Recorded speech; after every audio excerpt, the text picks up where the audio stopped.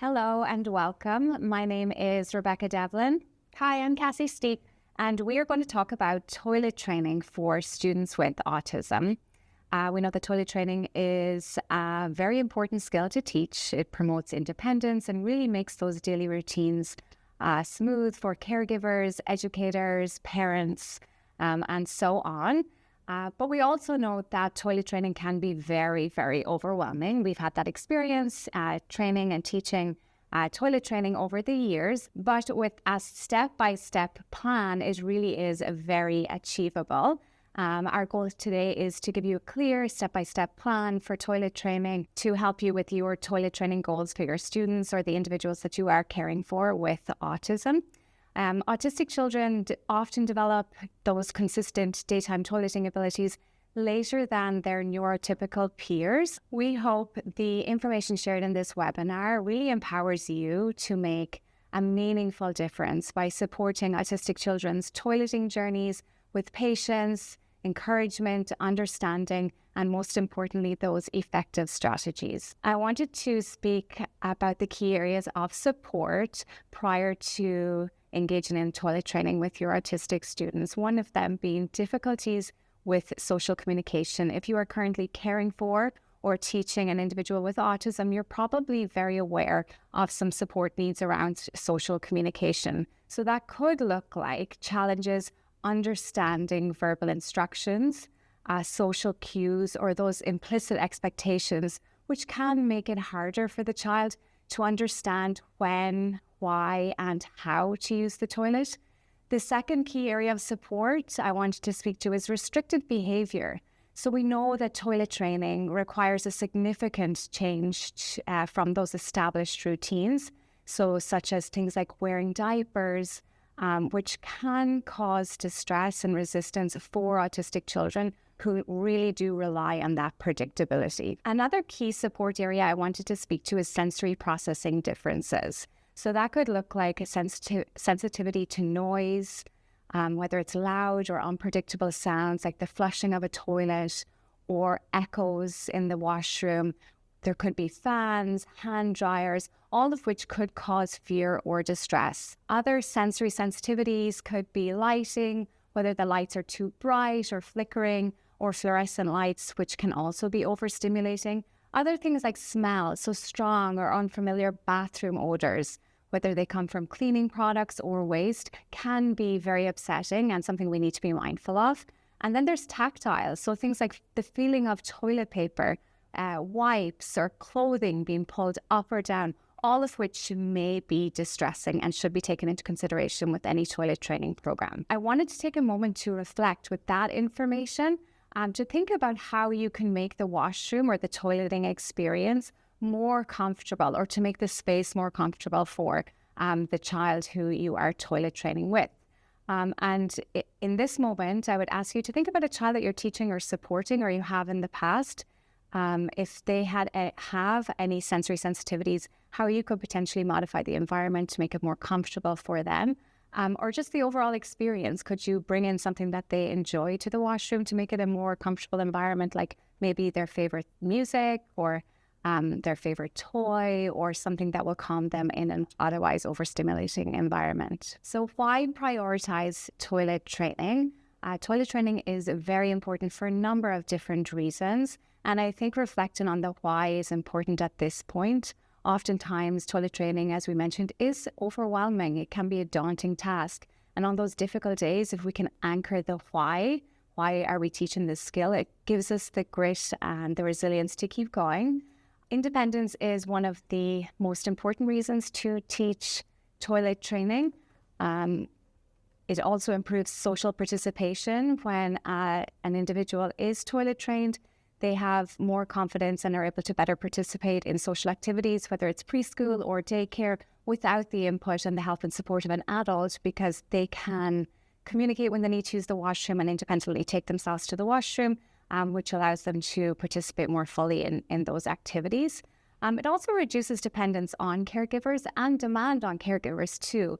A lot of time is invested in the toilet training process, whether it's changing diapers or hygiene, which frees up parents and caregivers when independence has been achieved. There's a lot of many other benefits as well, some of which include supporting healthier bladder function, enhancing psychological well-being, and lowering the likelihood of peer rejection as well. I wanted to review some of the stage goals in relation to toilet training. We know it is a developmental process that starts with awareness, the importance of routine, that consistency through scheduled toileting breaks, and then independence. So looking at the child self-initiating and managing toileting with minimal caregiver assistance. You will see a checklist of different readiness skills that we typically look for prior to engaging in the toilet training process. What I would like to say prior to reviewing these readiness skills is you may come across a kiddo who, might have most of the skills. Maybe they're a little bit lacking in one or two, or they may not be as competent or independent. I wouldn't let that hold you back in starting the process. Of course, we would love to check off all of the boxes and ensure all of those readiness skills are there, just to ensure that the student or the individual is successful in the toilet training program, and that they themselves it's not a stressful or aversive experience for them or for the caregiver that is toilet training as well. So with that in mind, some of the readiness skills that you will read here, I would encourage you to reflect on the kiddo that you're teaching or you think would benefit from the toilet training program, and maybe check off yourself, do they have these readiness skills, or identify those areas that they may not be as independent in, and it could be something that you can start off with in terms of goals. But physical readiness, we're talking about bladder control. Can the individual hold their pee for 1 to 2 hours at a time? Meaning, can they stay dry for longer periods? Do they have independence around walking to and from the washroom? Can they walk to the washroom, the bathroom with minimal support? Are they comfortable sitting on the toilet for up to 2 minutes? So anywhere between 1 to 2 minutes. If not, that might be something that you have to work on prior to starting the toilet training program. Are they independent, pulling their pants up and down, or do they need assistance with dressing at this point?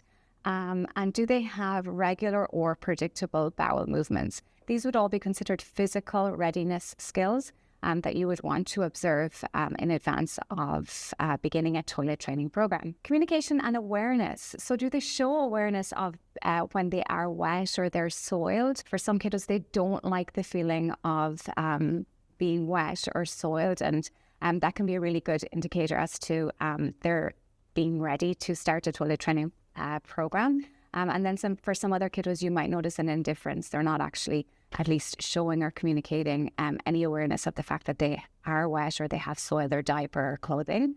Do they have a communication system? Are they able to communicate their need or their desire to go to the washroom? Whether that's communicating verbally, maybe using some form of sign or gestures, or if there is pictures or symbols or some sort of a picture exchange communication system in place. Do they understand simple directions? So if you give the instruction, let's go to the washroom, do they understand what you're saying? And then as well as following basic routines with support. There's emotional and social readiness, which is also very important. So tolerating sitting on the toilet without distress. This would be an important one if you have a kiddo who is unable to go into the washroom, and tolerating sitting on the toilet without distress would be really important. Do they show any sort of curiosity or interest in the bathroom or the toileting routine? Are they comfortable in accepting adult guidance during care routines? And another one is, can they cope with small frustrations or transitions with the support? These would be considered important emotional and social readiness skills. Behavior and routine skills are also important to take into consideration. Can the kiddo that you are going to toilet train tolerate pausing when engaging in a preferred activity or a play-based activity, pausing briefly just for that transition to another activity? Are they comfortable with predictable routines? How do they respond to things like praise, encouragement, or positive reinforcement?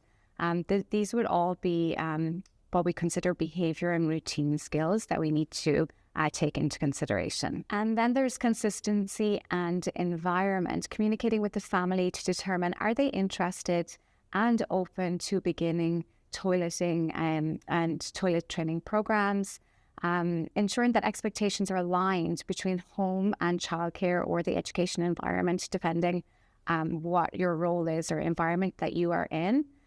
Does the child have regular bathroom opportunities during the day? That would be important, to have many scheduled regular bathroom opportunities throughout the day. And then staff that are available to support that consistency and patience that is crucial to the overall success of a toilet training program. So I'd like to pause for a moment to reflect on the readiness skills that we just spoke about, and to think about that child that you have, or maybe there's many autistic kiddos in your care that you think would benefit from a toilet training program. But focus on one and review which of these skills do you observe they already have, and which might need more practice before starting a toilet training program. And like Rebecca said, out of all those readiness skills, the child does not need to have every single one checked off.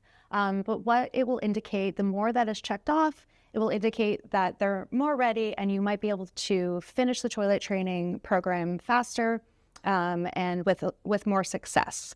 But go ahead and start it wherever you're at, as long as you feel comfortable with the following. These, as we go forward, are tips on the specific type of strategies that might aid in getting that child to the point where they are independent in toilet training. So we want to start with thinking about the power of priming. So priming is just simply gently preparing that toddler's brain before you expect that you're going to be going into the toilet training routine. So you're not forcing anything. You haven't begun toilet training. You're just like dipping your toe in, planting ideas through any repetition that you have, stories that you might tell, and so that the behavior, when it gets to the time of the hard work where you're going to toilet train, it feels familiar. Some things that you might want to consider when we think about priming is reading the child books where the main character uses the potty. Use phrases that you will use during training, such as pee and poop go in the potty during diaper changes. Again, just getting the child used to the phrases you will be using when you begin the hard work. Let the child sit on the potty with clothes on just to explore it. And also modeling the routine. Maybe you can say, first we sit, then we wipe, then we wash hands. No expectation that the child has to be involved in that. That would be considered priming. And that's one really evidence-based strategy to encourage success for toilet training. And then we want to pause here to talk about why we would have to use some visuals for this population. So why visuals matter. And when you really think about the four following examples, you can get an appreciation for why you will want to be making some visuals. We have some to take away today for you, but they provide very clear, concrete cues that help children understand the routines that are expected, and therefore that reduces anxiety. They're going to assist the child in who might have a language delay or who are not verbal. It's going to assist them in offering the communication that they need to request the toilet and understand that it's time to go to the toilet. It will help caregivers establish predictability and consistency. That is essential. So you're all using the same language, you're providing the same visuals, and it's going to stay the same for that child to help understanding. And then the biggest one I find is important is it will explain to the child when their reinforcement for their job well done will occur. So just keep that in mind. We're going to be showing you a few visuals along the way that's going to assist the child with toilet training steps.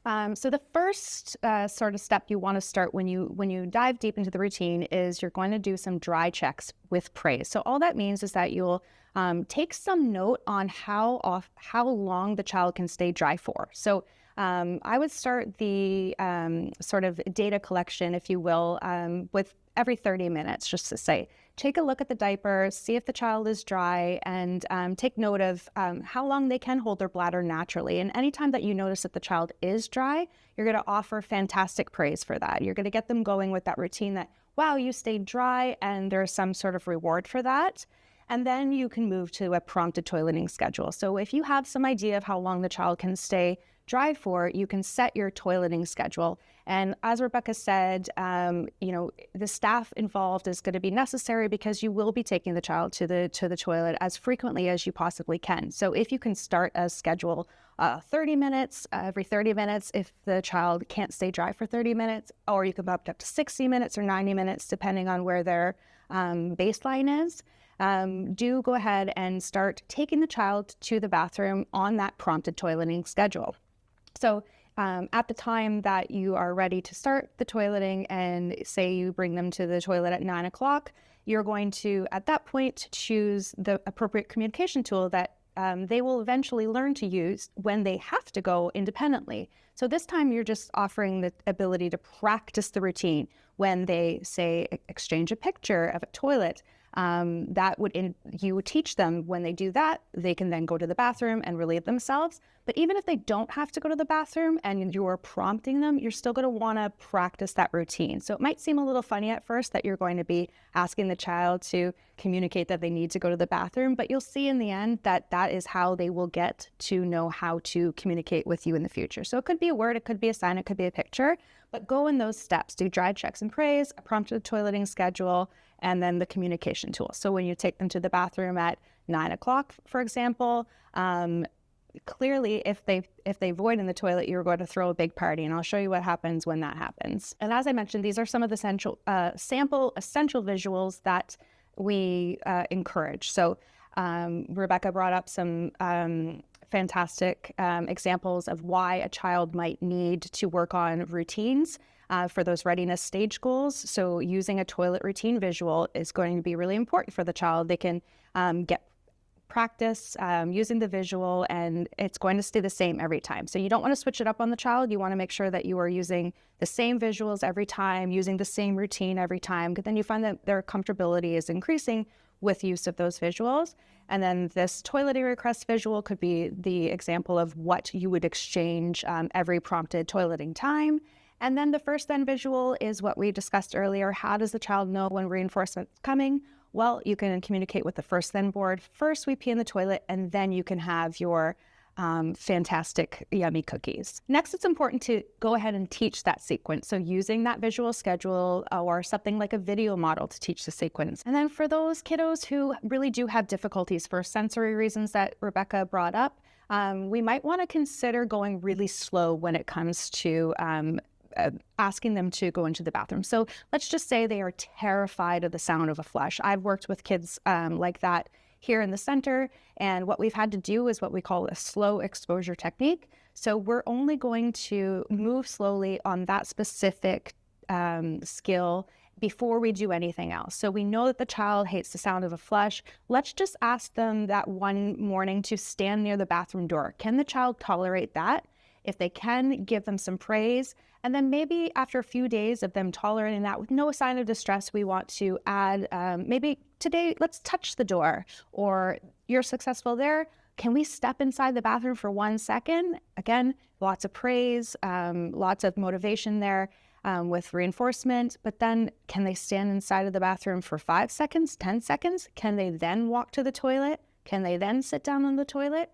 What you want to do is to make sure that there's no distress at any point in this schedule, and then you can feel comfortable that they're going to be more willing to sit to make an actual void, but don't push them too far. We can't ask the child to run before they walk. So if your child is experiencing a fear of the bathroom and they won't even go in, and these are some sort of problem-solving tips you could use. And then for the kiddos who don't sit for a long period of time, or they get a little squirmy, or they just have difficulty waiting to transition to the next activity, using a timer is something appropriate that you could consider using, so that they understand just how long they're required to be on the toilet. Sometimes it's just that lack of receptive communication, that they had the understanding that, this is what is required. The priming will help, but when in doubt, bring in a timer.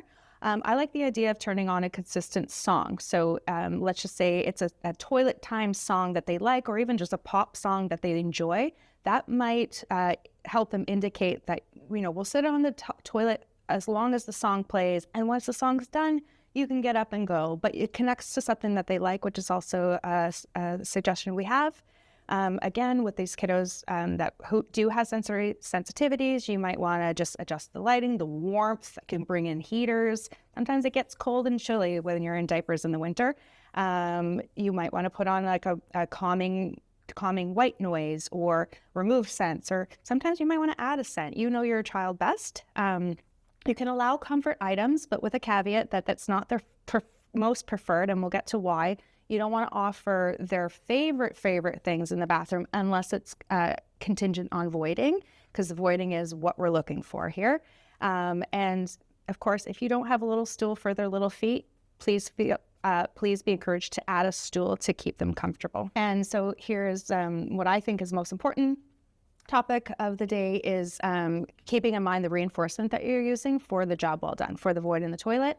So you are going to ensure that you know what the child likes as reinforcement, and you are reserving that. So using that special reinforcer for only toileting. So if you can, keep the child away from that reinforcer any other time in the day. That is ideal, and that will, as I think Rebecca knows, lead to the quickest success. We have so many stories where once the reinforcer was reserved, it made a huge impact on the child's success rate and how fast they were independent. So you can say things like to the child, your reinforcer is going to go into a treasure box, and the treasure box is only going to open if you pee or poo in the potty. So you can still offer praise along the way. Going near the bathroom, they're going to get some verbal praise. Sitting on the toilet, maybe they get some tickles, cuddles, a movie. But if they pee or poo in the toilet, that's the time where you don't want to miss. You want to immediately open up that treasure chest and throw a huge party, because some children I found who I've toilet trained in the past don't even recognize that they're voiding when they're voiding. So you might need to even startle them into understanding that it's happening, because it might be a first time for them. I've seen children cry when voiding in the toilet for the first time because they don't understand that sensation. So again, just that reserving reinforcement, because big jobs need big prizes. And then consider documenting, because we all forget things that happen. It's a whirlwind of a day. You have so many other kids in your care and lots of other things going on. But when you document, you actually do give the child a voice. So the more data we have, the faster we can fade our support, which is good. We get rid of the diapers, we move on, the kid's happy, we're all happy. These are a couple of things that you can consider documenting. The current schedule. So say you start a 30-minute schedule, and then you notice that the child is voiding in the toilet, and you want to increase the amount of time, the length between prompts. So now you want to boost it to, I'm going to take the child every 60 minutes. Well, now you're at a 60-minute schedule. It might be appropriate for everybody to know that that's the decision that you've made, parents included. And then again, the goal is to continue to move the schedule to a higher time, so 90 minutes. Keeping that documented would be key. And then document success. So when roughly did they void in the toilet? What days didn't they void? Or what days did they have accidents? Record those accidents. You might start getting a feel of a pattern.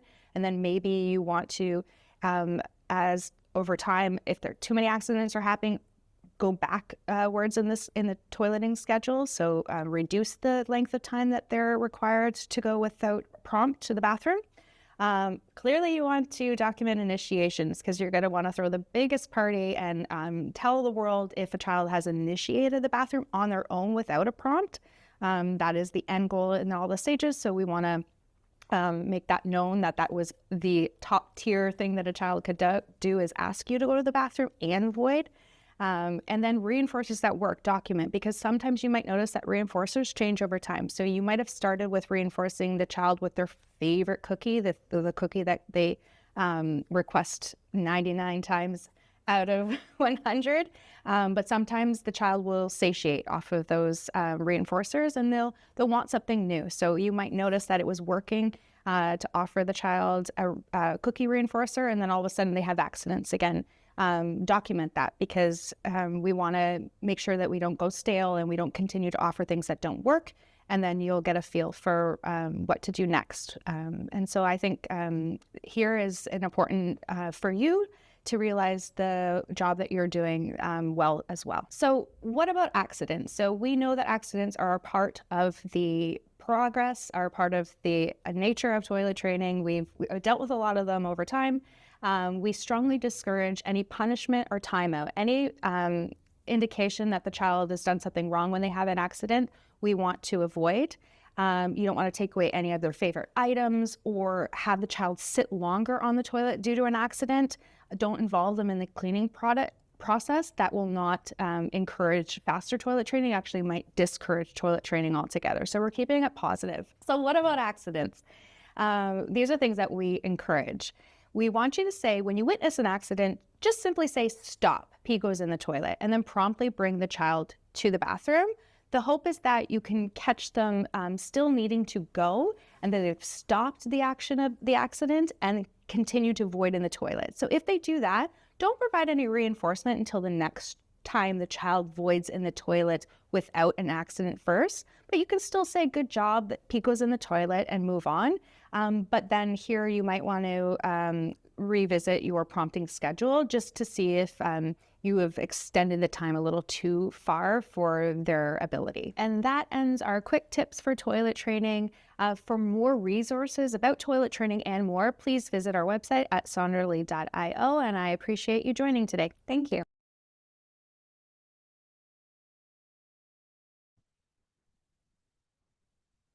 Good evening, everybody. I hope you enjoyed that presentation.